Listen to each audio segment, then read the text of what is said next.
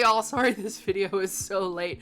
I got sick. Yay. I was sick for a week and the cold blew up in my face. It went way out of proportion and I hated it. I still hate that I have to go over this cough and cold and stuff. So if my voice sounds weird, I'm sorry about that. Whoever invented the cold, I hope that they keep listening to Enya's Orinoco Flow on repeat for the rest of their natural lives. Just go with the Orinoco Flow. You know what you did. Orinoco Flow. Sorry. Let's start. Heyo, this is Tess from ShadowCast Studio, here with another speed draw story time. This time I want to talk about my journey into independent publishing, creating and distributing my own comics. Now, how I got into comics is a whole other video itself, so for now I'm going to skip ahead to my college years. For years, I had been flip-flopping between starting my own studio or working with a publishing house or animation studio. The more I learned about the comics and animation industries, I felt like I wasn't ready to start my own studio. It'd be easier to work for someone else. Well, yes and no, but we'll get into that. Because universities that specialize in animation are so expensive, I could not go to one of these. I went to my state's college instead and decided to apply for the media arts major. This road was paved with many failures, so get ready for a bumpy ride. The first year I applied, I got rejected. No problem, I'm sure I'll get in next year. I tried either one or two more times and I got rejected again. This made me depressed. But then I remembered a couple friends who started a webcomic. Now this was in the 2010s and webcomics were really kicking off at this point.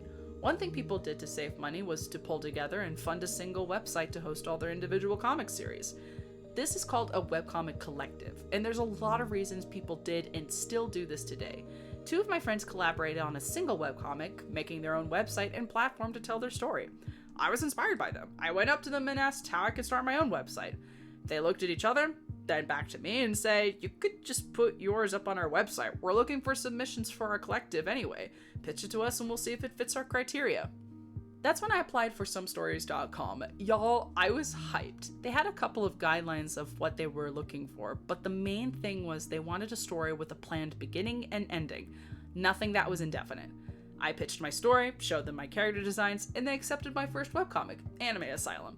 It ran from 2013 to 2017, and y'all, I learned so much from making it.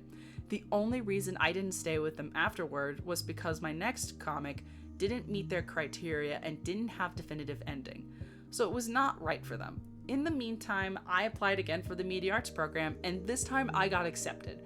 Serendipitously, it was also their second year of having an animation program in their curriculum, which I ran into straight away.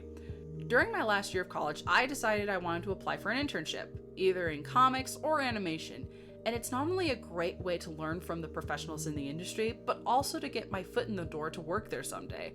But this was a lot more difficult than I anticipated. For one, there were no comic book publishing companies that offered internships I wanted. There was nothing for writing, pencilers, letterers, inkers, or even colorists.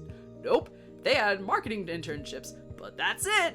Then I looked into animation studios and decided to apply for a storyboarding internship. I chose 2 studios to apply to and got 2 rejection letters. Again, I was crushed. Now 2 major things pushed me into my decision into going indie. One, my dad shared with me that he heard the CEOs of one of the studios I applied for were helping fund certain politicians whose ethics and morals were deeply opposed to mine and many others. Whether or not this was true, it still disturbed me that they could technically do this. If I had been working for them as an intern or as an employee, technically they could take the money that I, as an artist and creative, helped make to fund things I think are wrong.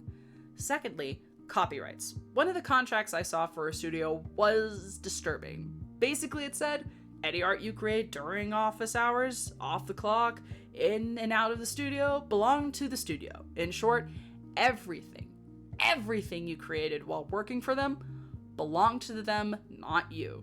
That's why I always tell aspiring artists to take business classes, not only to help them if they want to start up their own venture, but to protect themselves too.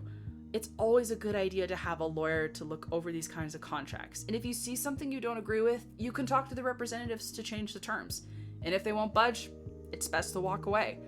The same thing goes for online webcomics distribution, like Webtoons or Tapas. There's a lot of fine print with media rights, like television adaptations.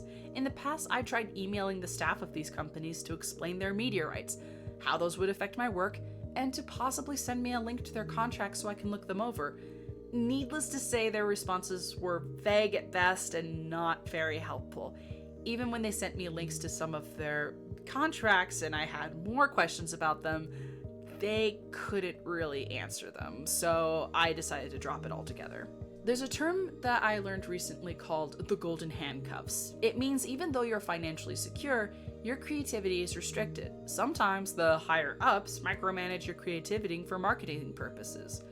Or you're working on a project for a certain age or group demographic, which requires working within specific boundaries to ensure it's appropriate for its audience. There are plenty of reasons for these creative guidelines. It all depends on whether or not you want to be beholden to them. I'm not saying it's always bad to work for bigger companies, but it's better to be as prepared as possible to protect yourself. For me, I want to make comics and cartoons for adults. I have a set of projects I have to tell my way. Now, I'm all for editing and having a second and third pair of eyes on my stuff to make them better, but it's another thing when there are multiple executives that want to throw out random ideas at you that you have to listen to because they are funding your project. Considering all of this, I decided to self-publish. Now, I'm not going to lie to you and say I pulled up my bootstraps and did this all on my own. I did work hard, but I also had help. I was lucky enough to have the backing of a program that helps neurodivergent folk, like myself, find employment. I pitched them my business plan, made preparations, and went to work. And as of now, ShadowCast Studios is on its way to thriving. We've been tabling at multiple conventions, selling prints, art, merch, and physical comics of Coffee Ghost and Legend Catcher. But don't be fooled, independent publishing has its ups and downs, especially with all the changes in social media and the economy. It's tough to make your work stand out against a stream of continuous content being made on the internet. It's not always stable, and most of the time, you gotta take up a second job to keep afloat. But for me, it's 1,000% worth it. I have had a small but growing dedicated fan base that I adore, and I'm letting my own authentic voice be heard. It's also great to meet like-minded people and even collaborate with them. I've met so many wonderful people through tabling at conventions. I was table neighbors with Oneshi Press for years, and we became friends over time. Then we started collaborating. I've inked a chapter for Cohort's Children of Gaia, co-wrote and drew a chapter of Mr. Gaia Cheese Caves, and recently we co-wrote, and I did the art for Indie Readmore and the Hive of Scum and Villainy, which is what these pages in the speed draw you're watching are. You can learn and check out more about Indie Readmore over at the Indie Readmore Kickstarter and Oneshi Press's website, oneshipress.com. We created Indie Readmore to help educate people about the process of independent publishing and the power you, as the audience, has in supporting these projects. Gonna be real with y'all and say this was also inspired by a fan comic I made explaining why people need to pay artists for commissions. Independent publishing is not glamorous. It's not always stable, and the media landscape is always changing.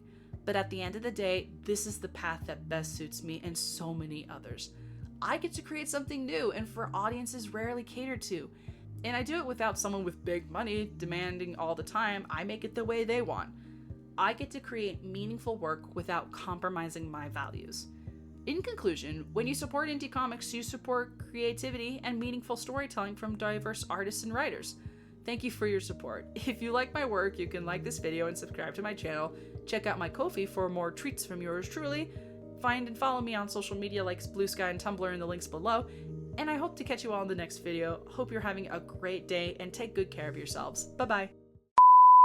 Double checking, triple checking, making sure this works. Everybody knows. And Squirtle! But at the end of the day, this is the bath that... This is the bath? I didn't draw a bath. I draw comics. What? No. Good lord. Okay, I'm gonna try that again. I'm gonna take a tea break really quick because tea is my best friend. Marilyn Monroe was wrong. She thought diamonds are a girl's best friend. No. It's a good cup of tea. A good, strong cup of tea. You create during our working hours.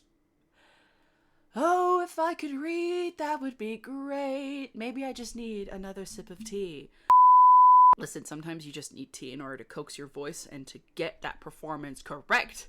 Tea is one of those best things in the world, and you'll have to fight me in the Denny's parking lot to say otherwise. No, that's not gonna work. This is what happens when you have to edit while you are making the editing process never ends. It never ends. I was table neighbors with Oneshi Press. It's Oneshi Press. It sounds Japanese. It is not. It's probably orc or something. I don't know. You'd have to ask them.